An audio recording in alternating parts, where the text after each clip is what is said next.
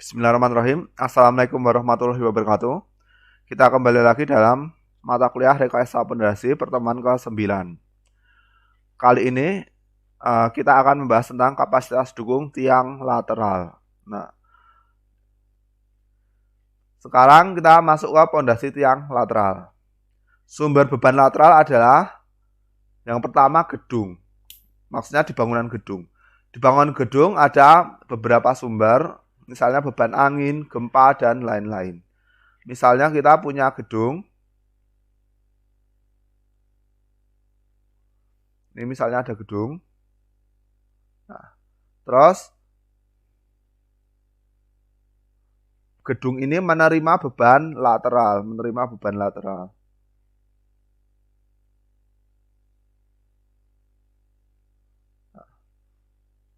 Ya, ini misalnya gedung tingkat tinggi. Terus di bawahnya ada tiang. Misalnya ini kelompok tiang di sini. Misalnya ini kelompok tiang, terus ini ada kelompok tiang lagi, dan seterusnya. Nah, ini akan diteruskan dari gedung ini. Diteruskan dari gedung ke tanah akibat adanya beban gempa. Misalnya di sini ada gempa.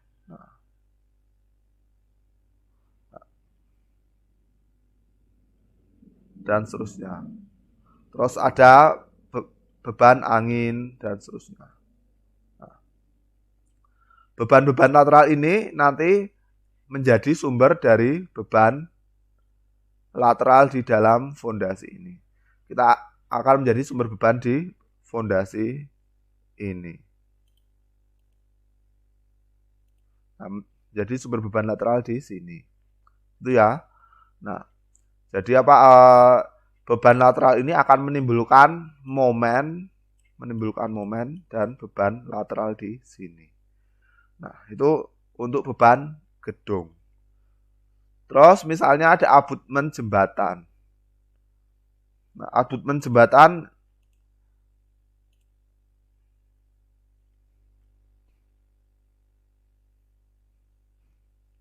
Nah, misalnya ini abutmen jembatan, ini sayap abutmennya nggak saya gambar ya. Ini sayap abutmennya nggak saya gambar. Misalnya ini abutmen jembatan.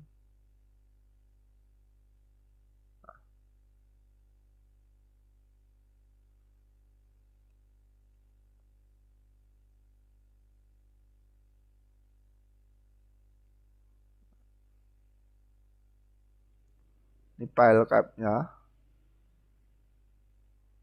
Ini sayapnya nggak saya gambar ini. Nah, ini ada tiang, di bawahnya ada tiang.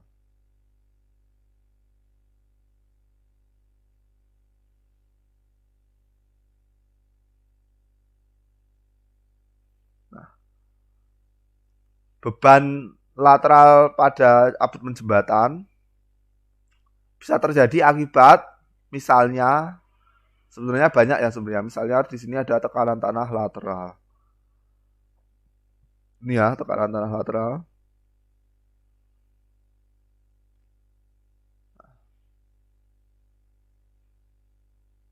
Nah, ini tekanan tanah lateral. Atau mungkin di sini saya gambar.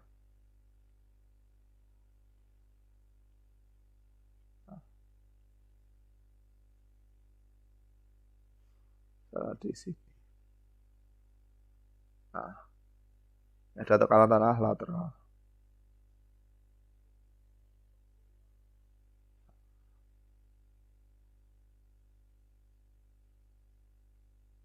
Nah, ini misalnya ada tekanan tanah lateral. Tekanan tanah lateral sudah kita pelajari di mekanika tanah.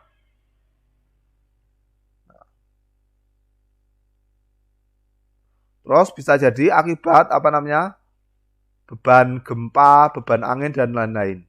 Ini tadi tampak samping, kalau tampak atas, ini jembatannya ya mungkin.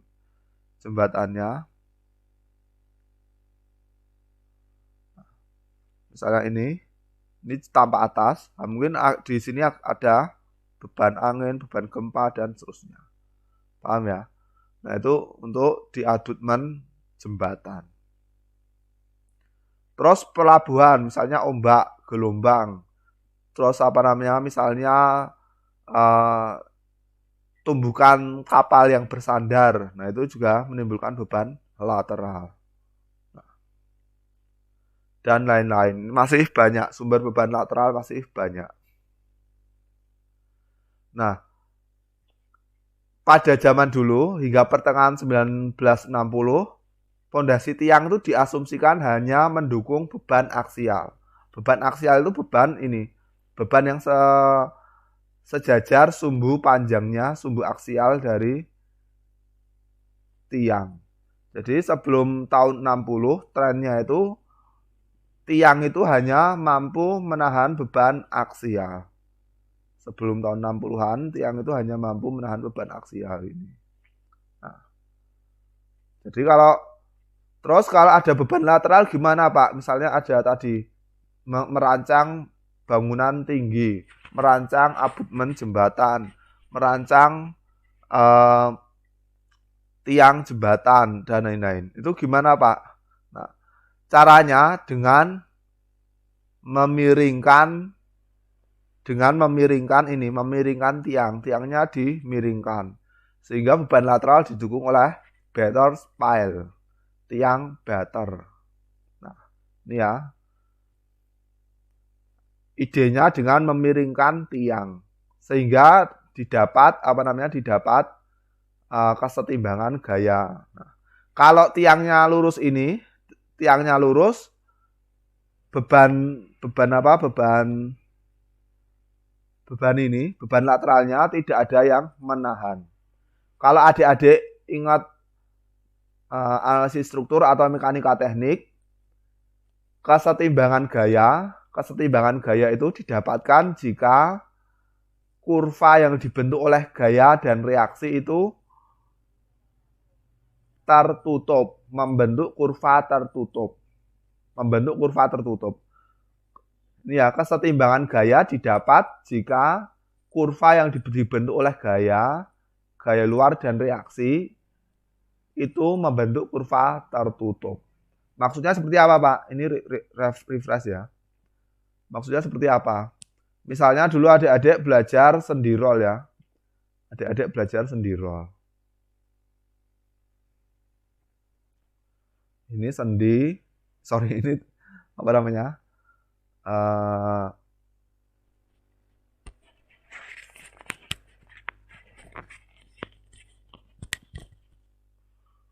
Ini batang, terus kita punya sendi dan roll. Misalnya ini sendi, terus ini roll, terus ini tanah atau tumpuan.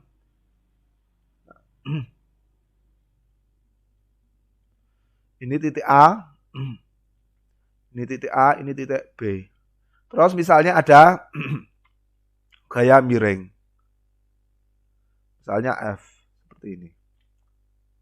Berarti dia harus ada gaya gaya horizontal. Ini VA, ini HA, ini VB. Nah, adik-adik ngitung. Terus cara ngecek agar benar gimana? Cara ngecek apakah hitungannya sudah benar gimana? Caranya dengan membuat kurva dari gaya dan reaksi.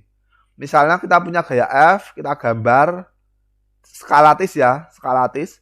Misalnya 1 kilonewton kita gambar 1 kilonewton, kita gambar 1 cm, atau 10 kilonewton kita gambar 1 cm. Berarti kalau 10 kilonewton kita gambar 1 cm, berarti 20 kilonewton kita gambar 2 cm skalatis. Terus sudutnya juga sama, kita gambar sama sudutnya. Misalnya seperti ini. Nah, ini F. Ini F ini. Terus langkah berikutnya kita gambar VA. Ini saya gambar dengan warna yang lain agar tahu reaksinya mana. Kita gambar VA di sini. Ini 90 derajat ya, karena ini 90 derajat, berarti ini harus sudutnya 90 derajat. Ini sudutnya 90 derajat. Ini saya hapus, ini sudutnya harus 90 derajat. Sudutnya harus sama. Terus kita gambar HA.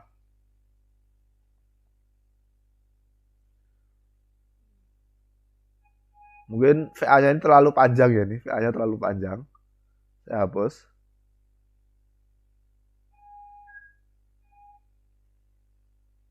Ini F-nya juga saya hapus. F-nya di sini aja.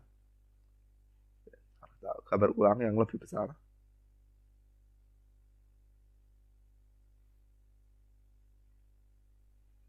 Nah, misalnya ini kita punya F. Ini F. Terus kita gambar lagi. Kita gambar lagi VA.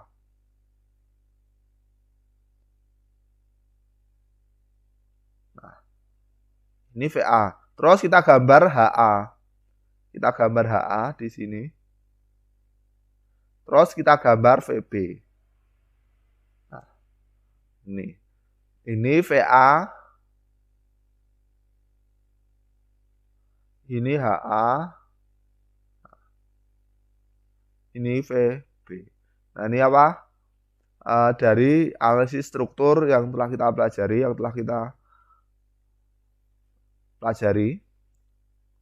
Nah, jika dia hitungan kita benar, dia seimbang. Jika dia seimbang, berarti dia harus balik lagi ke titik sini. Ini kita mulai dari VF, terus kita gambar VA, kita gambar HA, kita gambar VB. Ini harus balik lagi ke sini. Nah, jika tidak balik berarti gayanya tidak setimbang. Tidak balik lagi ke titik ini berarti gayanya tidak setimbang. Nah, padahal sendirolnya ini dalam kondisi setimbang, berarti hitungan adik-adik ada yang salah. Itu ya. Nah, itu prinsipnya. Ini prinsipnya. Jika kurva gaya tidak balik lagi ke titik semula, kurvanya tidak tertutup, berarti tidak diperoleh kesetimbangan gaya. Tidak diperoleh kesetimbangan gaya. Itu ya. Sekarang kita hubungannya dengan butterfly apa, Pak?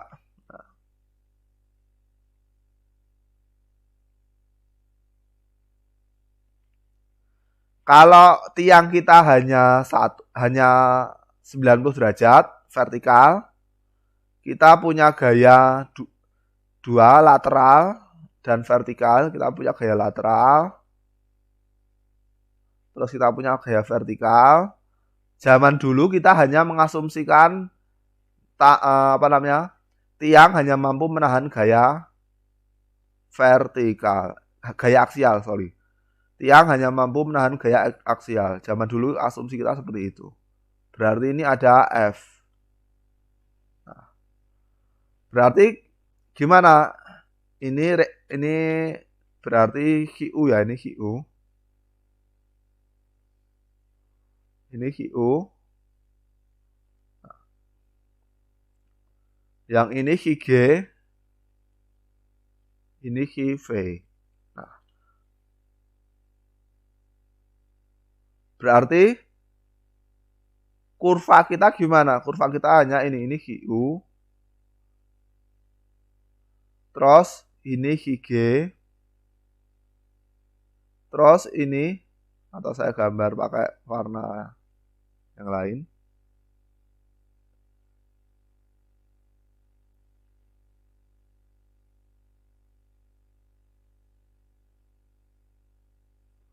Terus ini QG. Terus ini QV. Nah, kurvanya tidak kurva tertutup. Kurvanya di sini bukan kurva tertutup. Ini QU. Terus ini QG. Terus ini QV. Kurvanya tidak membentuk kurva tertutup. Sehingga kalau tiang kita vertikal, ini tidak setimbang. Ini tidak setimbang. Sesuai yang kita pelajari di analisis struktur atau mekanika teknik atau statika. Ini ya. Kurvanya itu tidak kurva tertutup, sehingga ini tidak setimbang, tidak setimbang. Terus caranya agar kurva tertutup gimana? Kita miringkan. Nah, kita miringkan. Berarti ada reaksi di sini. Ada reaksi di sini. Nah, ini ada reaksi di sini. Ini QU-nya ya, ini QU. Ada ini FH atau tadi kita tulis HG. Terus ini ada FV atau HIV. Nah, berarti kurvanya seperti apa? Sekarang kurvanya ini QU. Sini. Ini kita gambar sudutnya sama. Terus bebannya kita pakai warna kuning. Ini FH. Terus ini HIV atau FV. Nah, ini QU, QG, ini HIV. Nah, kurvanya sekarang kurva tertutup. Sehingga semakin besar QG-nya berarti kemiringannya ini harus semakin besar. Nah, atau kalau tidak ingin besar berarti FV-nya atau HIV-nya harus diperbesar. Paham ya? Nah, ini sudutnya sama ini. Ini sudutnya sama. Misalnya ini alfa, ini juga alfa. Nah, ini sebelum tahun 1960 beban lateral didukung oleh Butterfield. Itu ya. Nah, sekarang kita sudah menurut Boles, setelah pertengahan tahun 60-an, kita sudah memperhitungkan kemampuan lateral tiang. Nah, ini zaman old yang ini, yang apa ya? Yang memperhitungkan hanya mendukung beban aksial ini, zaman old. Meskipun sekarang Butterfield masih kita temukan di beberapa proyek atau mungkin di banyak proyek. Ya, ini dengan serta-merta Butterfield tidak ditinggalkan ya nih. Ini tidak ditinggalkan, ini masih digunakan. Tadi untuk apa namanya? Untuk memperoleh keuntungan tadi, keuntungan miring ini. Nah, itu ya. Sekarang kita masuk ke mekanisme transfer bebannya. Tadi beban lateral ditahan oleh tekanan tanah pasif. Nah, ini kalau cara setelah tahun 1960-an ya. Ini. Misalnya ini tiangnya. Terus ini ada beban lateral.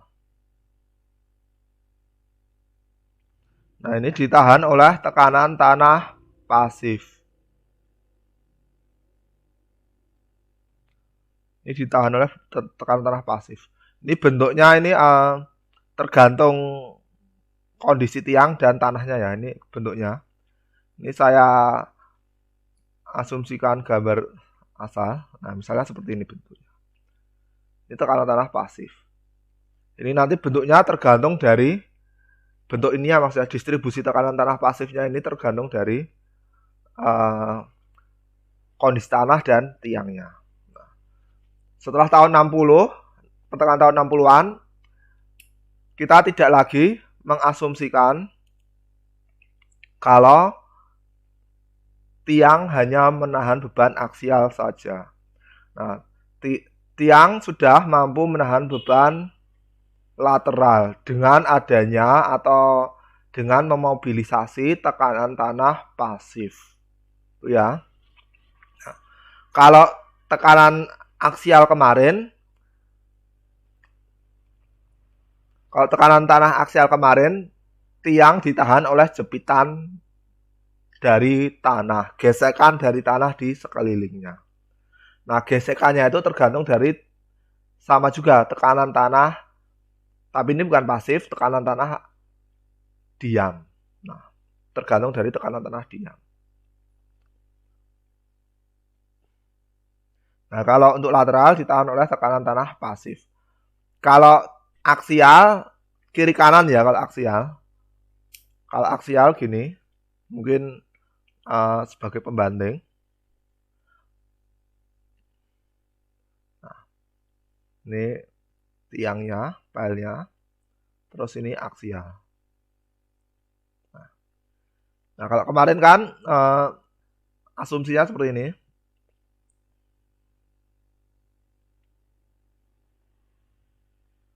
Ini saya gambar satu aja.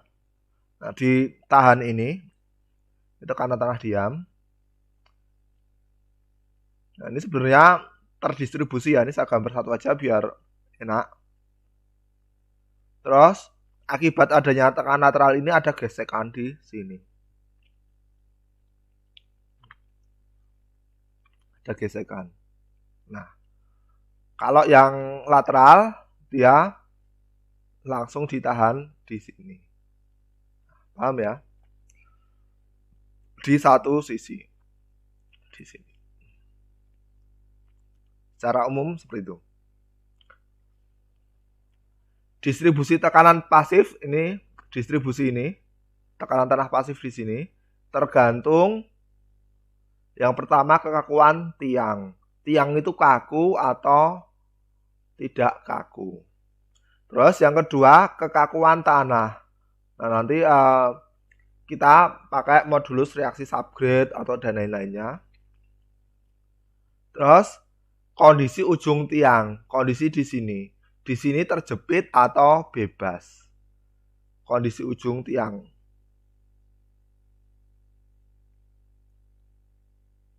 Di sini terjepit atau bebas. Ya. Sorry, di sini ya. Di sini fix atau free. Restrain atau free. Nah, ini pembagian tiang berdasarkan panjangnya tiang. Nanti ada tiang kaku atau yang nyebut rigid atau ada yang nyebut pendek. Ini sama saja. Terus ada tiang panjang atau tiang elastis.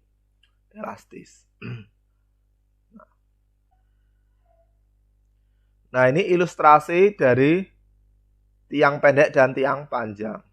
Nah, tiang pendek atau rigid, tiang dapat berrotasi.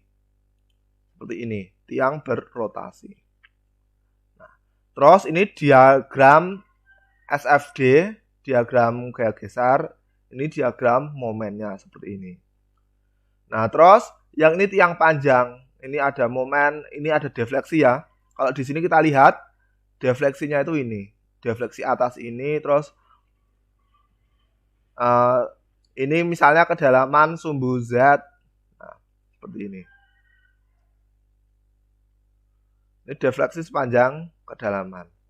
Nah, kalau yang di tiang panjang defleksinya ini, seperti ini, dan seterusnya. Ini BMD, bending moment diagram, ini SFD.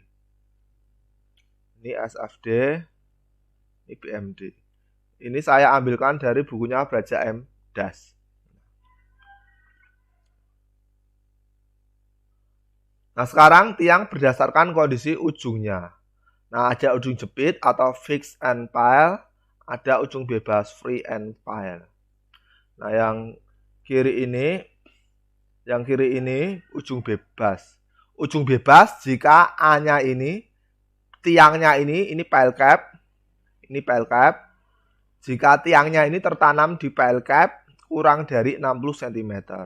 Kalau disebut ujung jepit jika tiangnya tertanam di pile cap lebih besar dari 60 cm. Ini saya ambilkan dari bukunya Pak Hadiatmo.